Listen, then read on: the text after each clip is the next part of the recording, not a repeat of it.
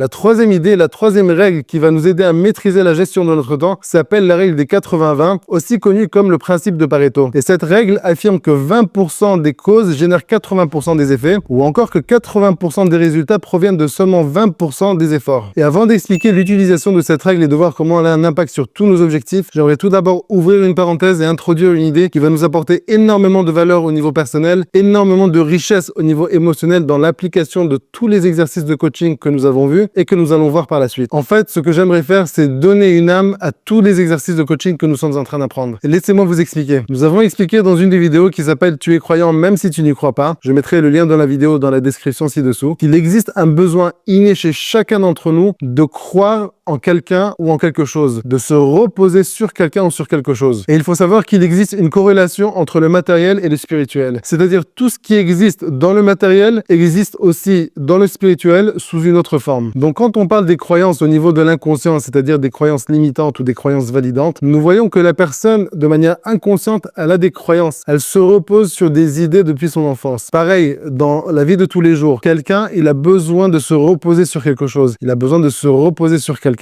Il a besoin de donner sa confiance à quelque chose ou à quelqu'un. Ça, c'est au niveau matériel, c'est-à-dire les croyances qu'il a par rapport à quelque chose ou par rapport à quelqu'un ou par rapport à une certaine catégorie de personnes ou par rapport à un certain domaine. Ce sont des croyances qui sont de ce monde matériel-là. Mais si on fait le parallélisme avec le monde spirituel ou tout simplement avec la spiritualité, donc cette idée de croyance se traduira par de la foi en un seul Dieu. D'abord, il faut comprendre et il faut croire que moi, ce n'est pas le corps matériel que je vois et que je sens. Moi, c'est l'âme que je ne vois pas et que je ne sens pas qui est à l'intérieur de mon corps. Par la suite, je ferai une vidéo qui expliquera beaucoup plus en profondeur et qui donnera des preuves sur l'existence de l'âme. Mais en attendant, je veux donner un petit exemple. De la même manière que pour quelqu'un qui porte des lunettes, ce ne sont pas les lunettes qui voient, mais plutôt les yeux qui voient à travers les lunettes. De la même manière, ce n'est pas le corps qui voit et qui sent, c'est l'âme qui voit et qui ressent à travers le corps. Et donc la foi de l'âme que nous sommes dans ce monde, c'est-à-dire la foi de notre âme, s'exprime dans ce monde par des croyances. Le fait que je crois en d'autres personnes, le fait que je crois en d'autres choses, le fait que je donne ma confiance en quelqu'un ou en quelque chose. Et en parallèle, la foi de mon âme au niveau spirituel, c'est de croire en un seul Dieu, de croire en une force toute puissante qui est celle qui me donne tout ce dont j'ai besoin. Ok, tout ça c'est très bien, c'est très intéressant, mais quel est le rapport avec le coaching? Eh bien, je dois déduire que cette personne qui cherche à atteindre ses objectifs, qui cherche à s'améliorer dans différents domaines, qui cherche à transformer ses croyances en positives et validantes, cette personne-là, ce n'est pas mon corps. Cette personne-là, c'est mon âme. C'est mon âme qui est à la recherche de cette amélioration et de cette transformation positive qui s'exprime de manière naturelle dans ce monde. Si je reprends le modèle des 4 E, le lien de la vidéo dans la description ci-dessous, pourquoi est-ce qu'une personne aurait la moindre volonté de faire ce travail-là? A priori, c'est un travail qui n'est pas forcément agréable, il n'est pas toujours facile et il demande souvent l'annulation de soi-même face à certaines situations et surtout face aux autres. Et malgré tout cela, si une personne est quand même prête à faire tout ce travail, c'est parce qu'il y a une récompense émotionnelle énorme derrière ce travail-là. C'est mon âme qui est à la recherche de ce travail émotionnel, de ce changement émotionnel positif. Et c'est mon âme qui me donne cette force aussi de faire ce travail, même s'il n'est pas toujours facile et agréable. Donc dans le modèle des 4 E qui sont l'événement, l'esprit, c'est-à-dire l'interprétation, l'émotion et l'élan, c'est-à-dire la réaction, quand je comprends que l'événement qui m'est envoyé n'est pas quelque chose qui dépend de moi, c'est Dieu qui me l'envoie en tant qu'épreuve pour m'aider à m'améliorer, pour m'aider à transformer quelque chose de négatif chez moi en quelque chose de positif, alors j'aurai beaucoup plus de force, beaucoup plus de motivation à faire ce travail et donc à donner une interprétation positive à l'événement que Dieu m'a envoyé. Et d'où vient cette force, cette motivation que l'on ressent en même moment? C'est notre âme qui ressent, qui repère une opportunité pour elle de s'améliorer. Elle repère une possibilité au même moment de transformer quelque chose de négatif en quelque chose de positif. Et donc même si le travail n'est pas forcément facile, même s'il n'est pas très agréable, on a quand même la possibilité, on a quand même la force, on a quand même la volonté de faire ce changement-là. Maintenant, je ferme la parenthèse, en tout cas pour l'instant. Par la suite, je ferai d'autres vidéos qui parlent de ce sujet-là. Maintenant, j'aimerais expliquer comment marche la règle des 80-20. En coaching, cette règle est utilisée pour aider les individus à identifier les actes et les activités qui auront le plus grand impact sur leurs objectifs. En premier lieu, l'identification des priorités. Je dois tout d'abord déterminer les actions et les tâches qui produisent les résultats les plus significatifs. Cela me permettra de me concentrer sur les activités essentielles essentielles qui génèrent les meilleurs progrès. De la même manière que j'ai repéré des actions et des tâches qui m'ont aidé à atteindre un objectif dans le passé, de la même manière, je me pose la question par rapport à un objectif que j'ai dans le futur, quelles sont les tâches et les actions qui vont mener les meilleurs résultats, qui vont me rendre le plus productif. En deuxième lieu, l'optimisation du temps. En me concentrant sur 20% des efforts qui produisent 80% des résultats, je vais apprendre à gérer mon temps de manière beaucoup plus efficace. Cela va me permettre d'éviter toutes les tâches moins productives qui consomment beaucoup de temps pour très peu de résultats. En troisième lieu, l'amélioration de la productivité. Quand j'élimine ou je délègue les tâches non essentielles, cela me permet de me concentrer sur ce qui est vraiment important. En quatrième lieu, développement des compétences clés. En identifiant les compétences et les activités qui contribuent le plus à mon succès, je peux investir plus de temps et de ressources dans les développements de ces domaines, maximisant ainsi leur potentiel. Maintenant, vous aussi, vous pouvez prendre un crayon et une feuille et créer un tableau de 2 colonnes. Une colonne, ce sera les 20%.